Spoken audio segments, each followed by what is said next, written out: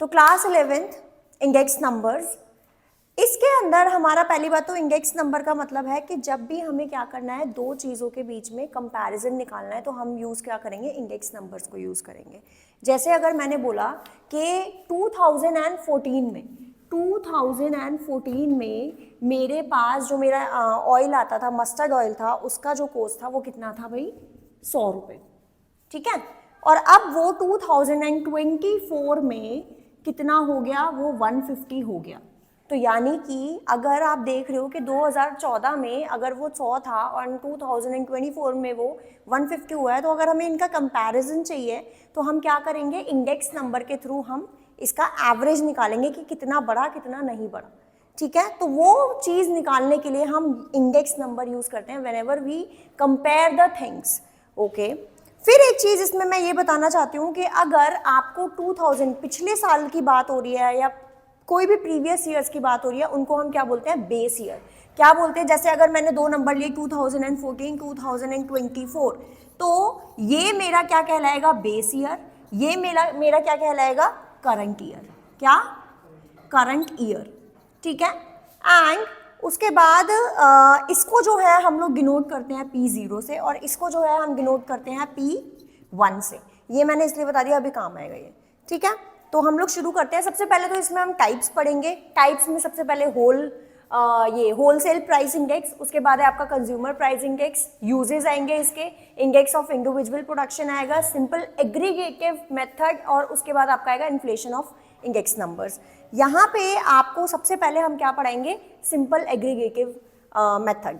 तो इसके अंदर भी दो तरीके हैं, एक है आपका प्राइस इंडेक्स, एक है आपका क्वांटिटी इंडेक्स। तो अगर आप प्राइस इंडेक्स की बात करते हो तो इसका फॉर्मूला क्या है भाई, और प्राइस इंडेक्स को हम लोग क्या शो करेंगे, P01 दोनों से। क्यों 01, क्यों, क्योंकि इसमें बेस ईयर का भी काम है और करंट ईयर का भी काम है, तो इसीलिए हमने दोनों को मिला के क्या कर दिया, P01। तो इसका फॉर्मूला है सबमिशन ऑफ P1, यानी कि जितना भी आपका करंट ईयर होगा, सबमिशन ऑफ P1 अपॉन में सबमिशन ऑफ P0 इनटू में 100। इसका क्वेश्चन देखते हैं, क्योंकि सेम जब ये कर लोगे तो सेम इसी से ही रिगार्डिंग ये वाला क्वेश्चन आ जाएगा। तो यहाँ पे आपको कमोडिटीज दी हुई हैं ABCDE, and after that price आपको 2011 का दिया हुआ है।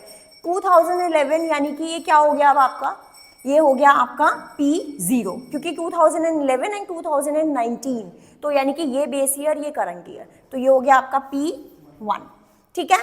तो आपको कमोडिटी ए का 100, 80, 160, 220 एंड 40, यहाँ पे आपको ये कितना दिया हुआ है भाई, 140, 200, 120, 180, यानी कि यहाँ पे देखो बढ़ कैसे रहे, जो 2011 में 100 था वो कितना हो गया 2019 में 140, यानी कि 40 से बढ़ गया ये, ठीक है। इसीलिए हम लोग यहाँ पे इसको कैलकुलेट करने के लिए, एक एवरेज कैलकुलेट करने के लिए हम क्या यूज करेंगे, इंडेक्स नंबर्स यूज करेंगे, ठीक है भाई।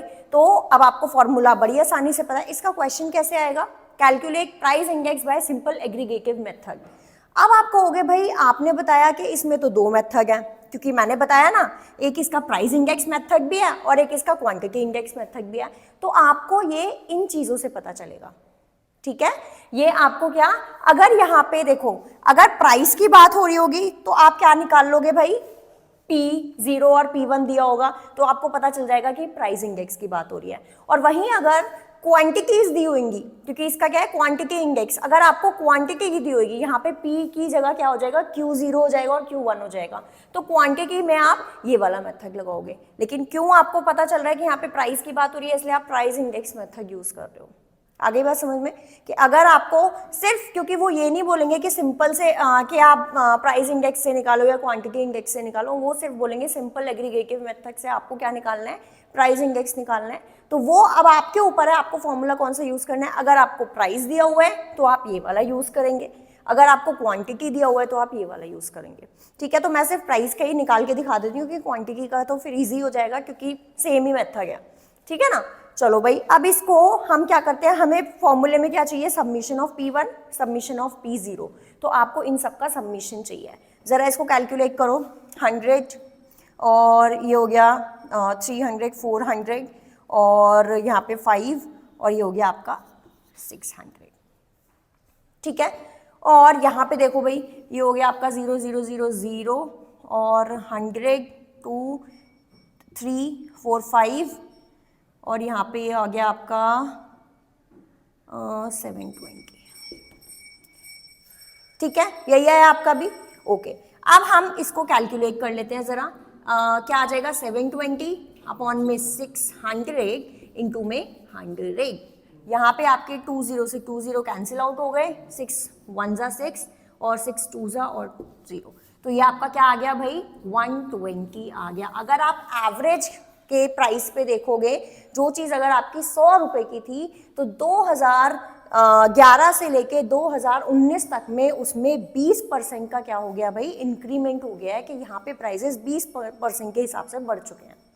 Have you understood? इसके साथ कोई भी यूनिट नहीं आएगी, कोई यूनिट नहीं यूज करते हैं, सिर्फ आपको 120 आंसर लिख के आना है। कहीं आप इसका ऐसा यूनिट सोचो, वो कुछ भी नहीं, सिर्फ 120 इसका आंसर।